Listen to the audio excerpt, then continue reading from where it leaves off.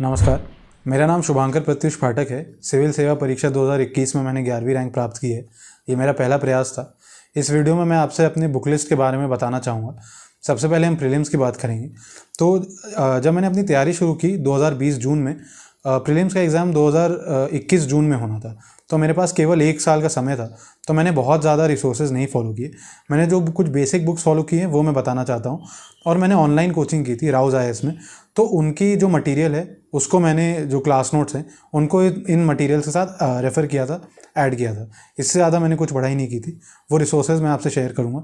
जैसे पॉलिटी में लक्ष्मीकांत सर की किताब है, हर कोई पढ़ते हैं। मॉडर्न हिस्ट्री में स्पेक्ट्रम की किताब है।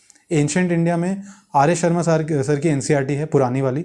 और आप अगर देखें हाल फिलहाल में 6, 7, 8 और 12th की जो NCERT है नई वाली हिस्ट्री की, उसमें से डायरेक्ट सवाल आए हैं। तो ये NCERTs मैंने की थी।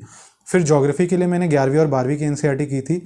बायोटेक का कुछ पोर्शन 12वीं की बायोलॉजी की NCERT है, उसके लास्ट के कुछ 4-5 चैप्टर हैं जिसमें एनवायरनमेंट का भी थोड़ा सा पार्ट है, वो मैंने किया था।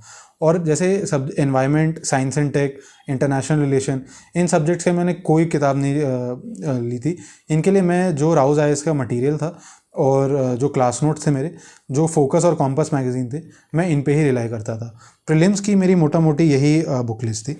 इसके बाद मैं आपको बताना चाहूँगा अपनी मेंस की बुक लिस्ट। तो GS 1 में अगेन मॉडर्न हिस्ट्री, स्पेक्ट्रम ही काफ़ी है। बस आपका पढ़ने का तरीका चेंज होना चाहिए। एनालिसिस एस्पेक्ट पे आपको थोड़ा ज़्यादा इंपॉर्टेंस रखना है। ज्योग्राफी में सेम NCERT और नोट्स। और अगर आप देखें वर्ल्ड ज्योग्राफी में, जो फिजिकल वर्ल्ड ज्योग्राफी है वो ज़्यादा पूछी जाती है। तो उसके लिए मैंने यूट्यूब पे कुछ वीडियोस देखे थे। आप PMF IAS या राजस्थानी मैम के वीडियोस देख सकते हैं। मैंने यही देखे थे, इससे ज़्यादा मैंने कुछ फॉलो नहीं किया। सोसाइटी में 11th और 12th की NCERT आपको करनी है अच्छे से, क्योंकि अगर आप देखेंगे तो डायरेक्ट टॉपिक्स इनमें से आते हैं। हालांकि वो NCERT सफिशिएंट नहीं है, बट आपकी कंसेप्चुअल अंडरस्टैंडिंग अच्छी हो जाएगी। और लेकिन वो जैसे मैंने कहा सफिशिएंट नहीं है।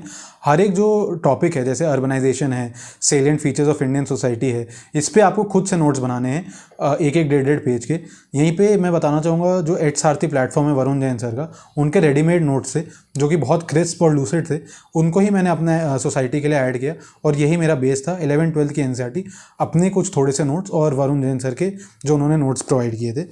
आर्ट एंड कल्चर में मैंने जैसे प्रीलिम्स मैंने कोई किताब नहीं फॉलो की थी, मैंने अपने क्लास नोट्स ही पढ़े थे। बट मेंस के लिए मैंने नितिन सिंघानिया सर की जो किताब है वो ले ली थी। बिकॉज अगर आप 2020 का पेपर देखें तो 50 नंबर आर्ट एंड कल्चर से आ गया था। तो मैंने नितिन सिंघानिया सर की बुक से कुछ बहुत स्पेसिफिक और इंपॉर्टेंट टॉपिक्स मैंने यहाँ से किए थे। वर्ल्ड हिस्ट्री और पोस्ट इंडिपेंडेंस अगर आप देखें GS 1 में, इनसे सवाल बहुत कम आते हैं, ये इतने इंपॉर्टेंट भी नहीं है। तो ये मैंने खाली क्लास नोट्स रखे थे, इनमें मैंने कोई किताब या NCERT नहीं पढ़ी। अब हम GS 2 में आते हैं। GS 2 में पॉलिटी के लिए लक्ष्मीकांत सर की किताब अगेन वही पढ़ी मैंने। उसमें लोग यूजुअली मेंस के लिए पढ़ते नहीं हैं, बट अगर आप देखें तो उसमें काफ़ी सारे रिकमेंडेशन हैं पुंची कमीशन के, सरकारिया कमीशन के, NCRWC के, और इंडिविजुअल चैप्टर्स में भी, तो वो मैंने यूज़ किए थे। गवर्नेंस में मैंने क्या किए थे, हर एक टॉपिक के नोट्स बना लिए थे, जैसे एजुकेशन, विमेन, हेल्थ, इन चीज़ों के। और एक नीति आयोग की India at 75 strategy of India at 75, एक 2018 की पब्लिकेशन है, वो आप ज़रूर पढ़ें। उसमें बहुत क्रिस्प तरीके से एकदम मेंस ओरिएंटेड टाइप का दिया हुआ है, बैकग्राउंड दिया हुआ है, इश्यूज़ दिए हुए हैं। तो वो आप पढ़ेंगे, आपको काफ़ी हेल्प मिलेगी। और एक इंटरनेशनल रिलेशन आता है GS 2 में, ये मोस्टली करंट अफेयर्स बेस्ड होता है। तो इसके लिए अगर आप कोई भी करंट अफेयर्स मैगजीन पढ़ लेंगे और अगर एक बैकग्राउंड आपको पता होगा इश्यूज़ के, तो आपको बहुत हेल्प करेगी। इसके लिए मैंने मोस्टली राउज़ IAS का जो कॉम्पस मैगजीन है और जो QIP क्लासेस में हमको पढ़ाया जाता था क्वालिटी इंप्रूवमेंट प्रोग्राम में, वो जस्ट मेंस के पहले होता था, वो नोट्स के साथ मैंने इसको ऐड किए थे बस। GS 3 अगर हम देखें तो अगर आप इकोनॉमी देखेंगे तो 250 में से एक करीब 120 नंबर इकोनॉमी आती है, जिसमें 50 से 60 नंबर एग्रीकल्चर का आता है। तो इसमें मोस्ट इंपॉर्टेंट है PYQ सॉल्व करना। और मैंने अगेन क्लास नोट्स जो QIP थे, जो इनकी कॉम्पस मैगजीन थी राउज़ IAS की, मैंने वही फॉलो किया, मैंने और सोर्सेज फॉलो नहीं की। बाकी का अगर आप पार्ट देखें, एनवायरनमेंट, साइंस एंड टेक्नोलॉजी, तो ये मोस्टली करंट अफेयर्स ओरिएंटेड रहते हैं। तो इनमें आपको बहुत ज़्यादा स्ट्रगल नहीं करना है, कोई किताबें नहीं पढ़नी है। जो करंट अफेयर्स में डोमिनेटिंग चीज़ें हैं वो आपको रिवाइज करके जानी है। फिर इसमें आती है डिज़ास्टर मैनेजमेंट और इंटरनल सिक्योरिटी। ये एकदम स्टैटिक सब्जेक्ट्स हैं, इन पे आप हर टॉपिक पे एक एक पेज के नोट्स बनाएं।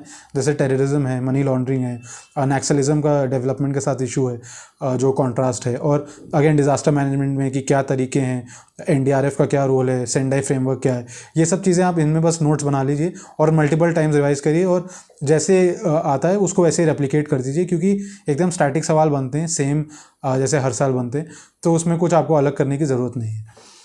GS4 के लिए मैंने अगेन एच सारथी के नोट्स यूज़ किए थे। मुझे कोई बहुत अच्छी किताब तब मिली नहीं थी, मैंने कोई किताब से नहीं पढ़ी है। हालांकि मेंस के बाद जब मैं GS4 के लिए वापस पढ़ाई कर रहा था तो मैंने DK बालाजी सर की जो किताब है वो मैंने देखी, वो काफ़ी अच्छी किताब है। उससे आप अपने डेफिनेशंस और एग्जांपल्स ले सकते हैं।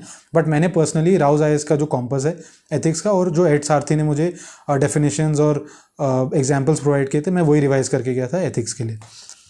ऐसे के लिए सबसे इंपॉर्टेंट चीज़ है कि आप अपनी एवेल्यूएशन करवाइए, चाहे वो आप किसी से भी करवाइए, टीचर्स हो गए, दोस्त हो गए। मैं इनफैक्ट अपने छोटे भाई से भी करवाता था, जो जिसका इस एग्ज़ाम से कोई लेना देना नहीं है, ताकि आपको लोगों का पर्सपेक्टिव पता चले आप ऐसे लिख कैसे रहें।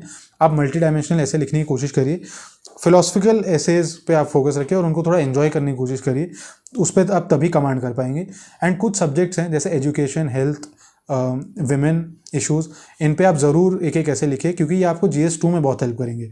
इस बार अगर आप देखें तो एजुकेशन में earn while you learn scheme पे सवाल आया था, क्योंकि मैंने वोकेशनल एजुकेशन पे ऐसे लिखा था तो मेरे लिए इजी था। फिर प्राइमरी हेल्थ केयर पे सवाल आया था, अगेन मैंने हेल्थ पे ऐसे लिखी थी तो मेरे लिए इजी हो गया था। विमेन एम्पावरमेंट पे इस बार GS2 में सवाल आई थी तो मैंने फिर वापस उस पर विमेन पे ऐसे लिखा था, तो वो चीज़ें मैं डायरेक्टली यूज़ कर पाया। क्योंकि ऐसे में आप बहुत कॉम्प्रिहेंसिवली लिखते हैं, गवर्नमेंट के प्रोग्राम्स भी होते हैं, डेटा भी लिखना होता है, तो आपकी बहुत अच्छे से तैयारी हो जाती है। तो कुछ इन स्टैटिक सब्जेक्ट्स से आप ऐसे ज़रूर लिखें और फिलोसफिकल ऐसे पे भी ध्यान रखें। एंड मोस्ट इंपॉर्टेंट थिंग है इवैल्यूएशन करवाना, और खुद से भी सेल्फ इवैल्यूएट करें। एंड कुछ टॉपर्स के आप एसेज भी पढ़िए, तो उससे आपको आइडिया लगेगा कि एग्जैक्टली लिखना कैसे होता है।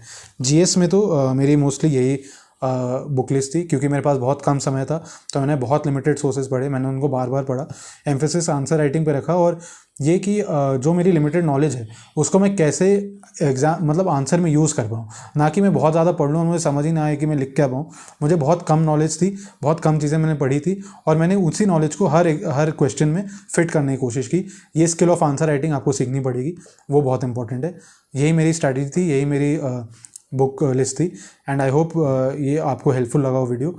आई होप आप एग्ज़ाम अच्छे से दें, आपके अच्छे नंबर आए, एंड आपको जो आपकी प्रेफरेंस सर्विस है वो आपको मिले। Thank you so much and all the best.